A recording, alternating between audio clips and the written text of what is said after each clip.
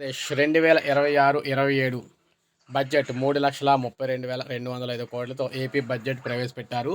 ఇందులో మనకి ఏ సెక్టార్కి ఎంత కేటాయించారో చూసుకున్నట్లయితే బడ్జెట్ స్వరూపం మనం చూసుకున్నట్లయితే 3 లక్షల చిల్లర కోట్లు, రెవెన్యూ వ్యయం 2,50,000 చిల్లర కోట్లు, మూలధన వ్యయం 53 చిల్లర కోట్లు, రెవెన్యూ లోటు 22,000 కోట్లు, ద్రవ్య లోటు 75,000 కోట్లు.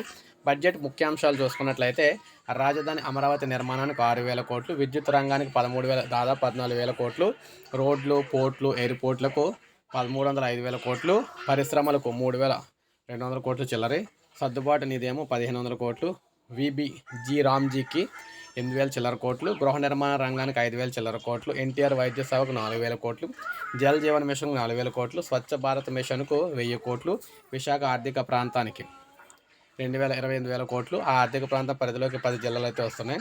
9 జిల్లాలతో అమరావతి ఆర్థిక ప్రాంతం అనమాట.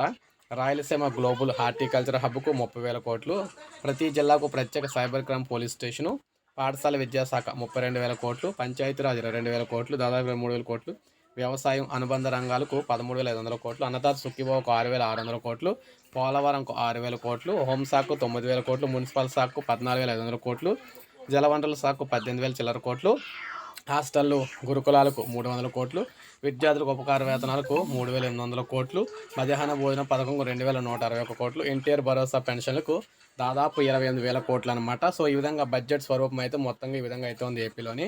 సో మొత్తంగా ఒక ఏడాదికి సంబంధించి రాబోయే ఏడాదికి సంబంధించి ఈ నిధులన్నీ వివిధ శాఖలకు సంబంధించి కేటాయింపులు అయితే ఉండబోతున్నాయి అనమాట. సో ఇది మనకు అప్డేట్. ఒక లైక్ చేయండి, సబ్స్క్రైబ్ చేసుకోండి, మన ఛానల్ సబ్స్క్రైబ్ చేసుకోండి.